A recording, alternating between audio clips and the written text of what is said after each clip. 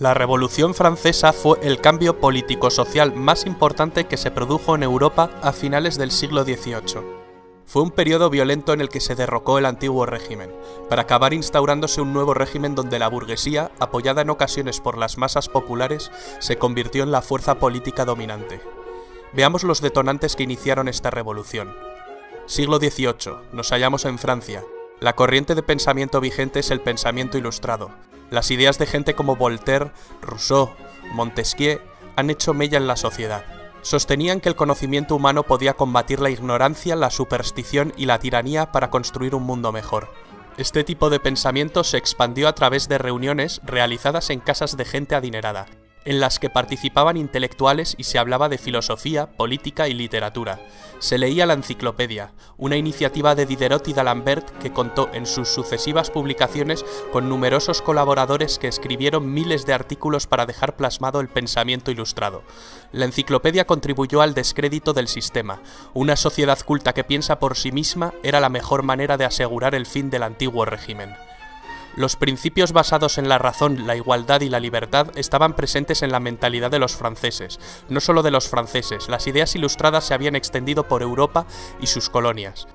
Al otro lado del océano, la Ilustración había servido de impulso para que un 4 de julio de 1776 las 13 colonias norteamericanas consiguieran su independencia. Francia se hallaba bajo el dominio de una monarquía absolutista. Reinaba por entonces Luis XVI, que estaba casado con María Antonieta. El poder del rey y de la nobleza eran la base de este régimen. El Estado se encontraba en una situación económica bastante precaria. Los gastos militares y las malas cosechas crearon una gravísima situación social. El pueblo pasaba hambre, mientras el lujo y el despilfarro del rey y la nobleza continuaban como si nada, endeudando más las arcas del Estado. La mentalidad ilustrada más el descontento social provocaron el caldo de cultivo perfecto para que estallara la revolución. Pero antes vamos a ver cómo estaba dividida la sociedad francesa. La sociedad estaba compuesta por 3 sectores sociales llamados estados. El primer estado era la Iglesia, no pagaba impuestos, recibía de los campesinos el diezmo, es decir, la 10ª parte del producto de sus cosechas. Solo la Iglesia podía legalizar casamientos, nacimientos y defunciones, y la educación estaba en sus manos. El segundo estado lo componía la nobleza, dueños de las tierras. La nobleza tampoco pagaba impuestos. Los campesinos les pagaban un tributo y solo podían venderles sus cosechas a ellos. Era una casta encerrada en sí misma. El primer estado y el segundo estado, es decir, el clero y la nobleza, sumaban un 3% de la población. El tercer estado comprendía el 97% de la población restante, y su composición era muy variada.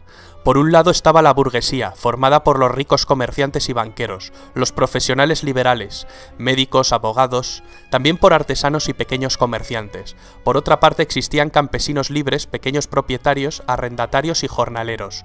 El tercer estado carecía de poder y decisión política, pero pagaba todos los impuestos, hacía los peores trabajos y no tenía ningún derecho. La burguesía necesitaba tener acceso al poder y manejar un estado centralizado que protegiera e impulsara sus actividades económicas, tal como venía ocurriendo en Inglaterra. Pero volvamos a París. Cuando la precariedad provocó revueltas, la gente fue a quejarse a Versalles del hambre que pasaba. Entonces corrió el rumor de que la reina, muy altanera, pronunció la frase: «Pues que coman pasteles». Algo así trascendió y resultó bastante provocador. Para levantar el grave déficit presupuestario, el rey tuvo que declarar al Estado en bancarrota y convocar en 1788 los Estados Generales, un parlamento medieval que se había convocado por última vez 174 años antes. Una asamblea donde los diputados de la nobleza, del clero y del pueblo se reúnen. Estuvieron presentes unos 1.200 diputados. La mitad representaba a los 2 primeros estados y la otra mitad representaba al tercer estado, que había conseguido duplicar su representación. La sesión inaugural fue presidida por el rey Luis XVI. La nobleza y el clero reclamaban el voto por estamento, que les aseguraba la mayoría sin necesidad de lograr un consenso. El tercer estado pedía el voto por cabeza, que permitía más igualdad en la votación. Ante la negativa de los 2 primeros estados y el consecuente bloqueo de toda votación, el tercer estado invitó a que diputados sueltos de la nobleza y del clero se unieran a ellos. 2 nobles y 149 miembros del clero lo hicieron. Ante este acto revolucionario, el rey Luis XVI mandó cerrar la sala y prohibió su entrada a los representantes del tercer estado. Los diputados del Tercer Estado entonces deciden constituirse en una nueva asamblea y ser los verdaderos representantes del pueblo de Francia. Encontraron otro lugar de reunión, la Sala del Juego de Pelota de Versalles. Esta asamblea tomó el nombre de Asamblea Nacional, prometiendo permanecer unidos hasta dar una constitución a Francia. El rey intentó la disolución de la asamblea. El diputado Mirabeau entonces pronunció la célebre frase: «Estamos aquí por la voluntad del pueblo y solo saldremos por la fuerza de las bayonetas». El 14 de julio, el pueblo de París respaldó en las calles a sus representantes y ante el temor de que las tropas reales los detuvieran, asaltaron la fortaleza de la Bastilla, símbolo del absolutismo monárquico, pero también punto estratégico del plan de represión de Luis XVI, pues sus cañones apuntaban a los barrios obreros. Tras 4 horas de combate, los insurgentes tomaron la prisión. Retornando al ayuntamiento, la multitud acusó al gobernador de la prisión de traición. Le apuñalaron y recibió un balazo que lo mató. Su cabeza fue cortada y exhibida en la ciudad clavada en una pica, naciendo desde entonces la costumbre de pasear en una pica las cabezas de los decapitados, algo que se volvió muy común durante la Revolución. La toma de la Bastilla dio a los radicales y al pueblo de París mucha confianza en sí mismos, lo que tuvo su expresión en la prensa.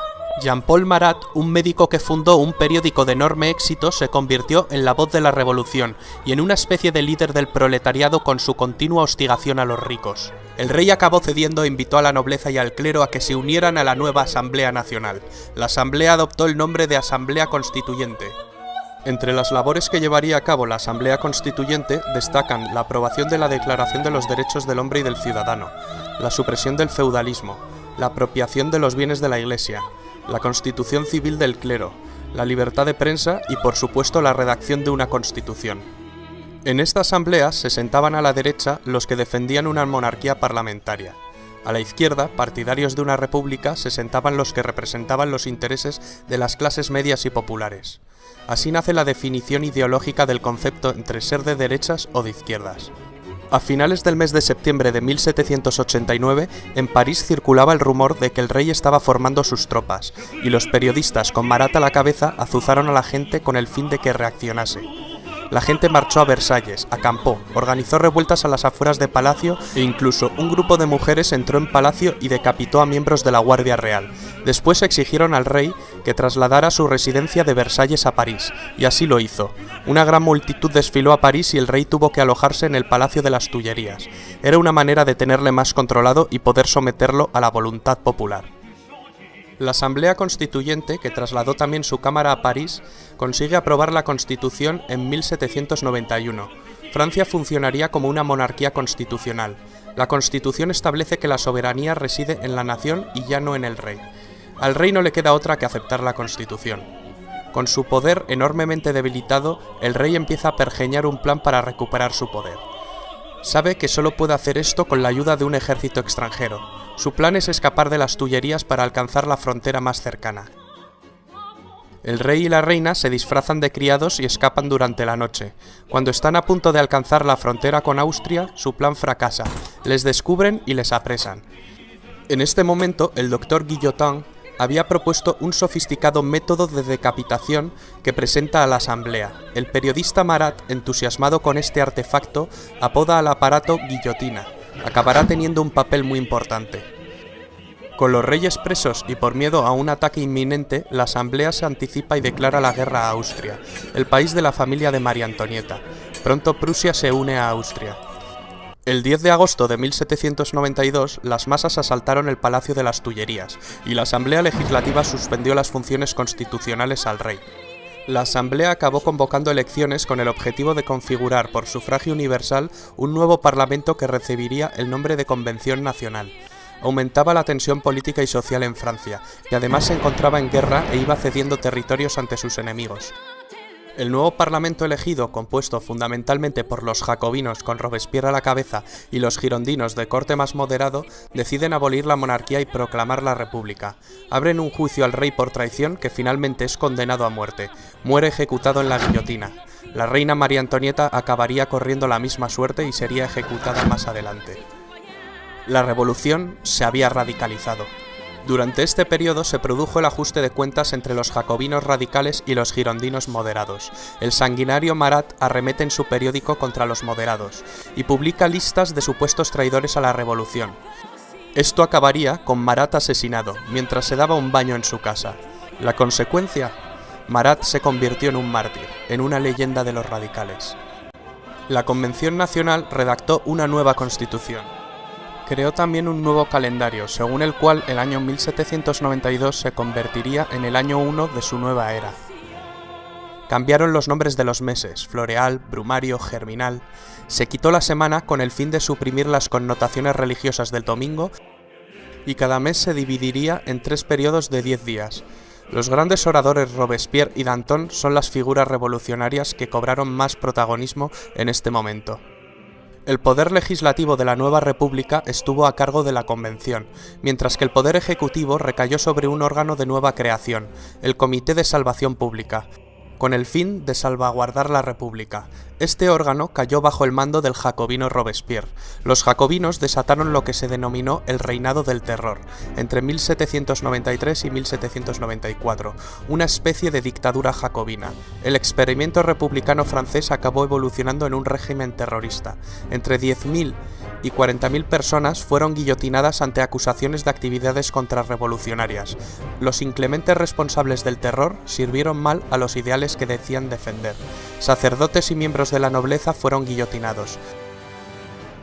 Mientras tanto, en la guerra en la frontera, un joven general está comenzando a ganar algunas batallas para la República Francesa.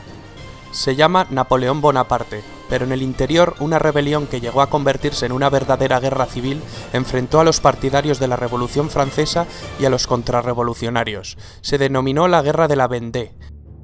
La locura colectiva hizo que los propios líderes revolucionarios corrieran la misma suerte al ser acusados y condenados por celos de sus rivales o por aspirar a una dictadura personal. Robespierre propone más terror como un camino hacia la virtud. Danton, sin embargo, cree que es el momento de acabar con el terror. Consecuencia: guillotinan a Danton. Aumenta el número de ejecuciones, lo que se conoce como el Gran Terror. La locura de Robespierre solo podía acabar de una manera: con su cabeza cortada en la guillotina. Con la caída de Robespierre acabó el terror, pero no la revolución.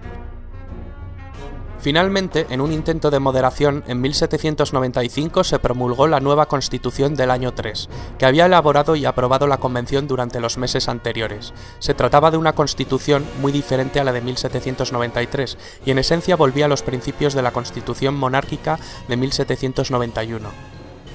Las dos novedades principales que presentaba era que el poder legislativo estaba compuesto por 2 cámaras, siguiendo el modelo británico, y que el ejecutivo estaba integrado por 5 personas, que formarían el directorio, el nombre con el que acabaría conociéndose al nuevo régimen republicano. El directorio es una fase entre 1795 y 1799 de carácter más moderado. Este periodo está caracterizado por la disensión entre los directores y una grave crisis económica. Napoleón Bonaparte, retornado de su campaña en Egipto, encontró la motivación para dar en 1799 un golpe de estado, el del 18 de Brumario. Se hizo proclamar primer cónsul de la República. Comienza la fase política del consulado. En esta etapa consiguió restablecer el orden interno con gran apoyo del pueblo francés. La economía volvería a crecer. En 1804 vuelve a dar otro golpe de timón mediante un plebiscito y Napoleón se proclama emperador.